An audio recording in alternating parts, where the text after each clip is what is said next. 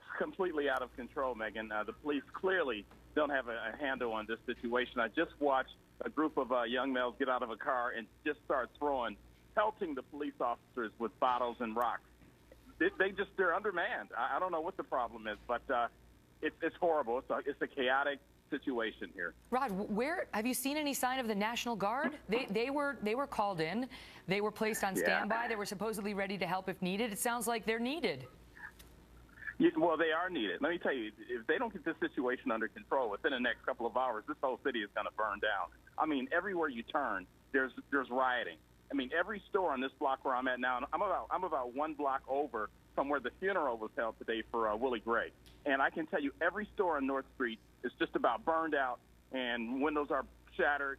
And there's a ton of people in the street. You can hear them behind me right now. They're bringing in more police reinforcements, but the police are undermanned. They just can't handle it. What are the police doing?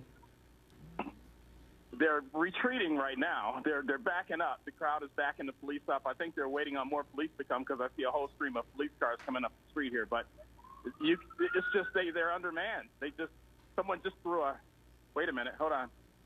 Oh, it's a major. You can hear this now. They're firing something. I don't know what that is, but it's chaotic. I got to get out of here. It's just really bad. Who is firing? Someone in the crowd across the street from where I'm standing. There's about 30 young males, and they were firing some kind of object over at the police officers. They have a police line set up. They have their shields out. They're bringing in reinforcements right now. Did you hear that? I did not. Sounds like gunshots. I don't know what it is. I'm just kind of stooping down behind this house, but it's just chaotic. I mean, you see these pictures and you hear these reports, Rod. This doesn't look or feel like the United States of America. Oh, it's horrible. I mean, to be here, to see this, and I've seen this all day. I got here today at around 2 o'clock, Megan, and when I got here, there was only about 200 police officers here, and they were totally outmanned, and the city was burning. It was unreal, and I've been here ever since, and the police are still outnumbered. What they need to do is impose a curfew right away. That's the only way they're going to get this under control tonight. Why on There's earth? Too many people on the street. Why on earth didn't they do that? Why on earth did the mayor say the curfew would begin tomorrow night? Is it possible that they couldn't get that imposed? She was holding this presser at 7:30 this evening, Rod. Well, let me tell you, I've been here all day. And I can tell you firsthand, Megan, that they need a curfew right now. I mean, I'm looking at this situation. This is totally out of control. They need a curfew. They need to impose it, and they need to do that right now because they have no control of this situation. What is the attitude of the protesters you're seeing? Is it anger? When we saw the group speaking to Leland Vitter earlier, there was some frustration. Right. There was a lot of anger by the business owners at the protesters and the looters who had damaged their stores. But you know, when we saw the Ferguson protest, we saw real anger by those on the streets about that case. What are you seeing here? Right.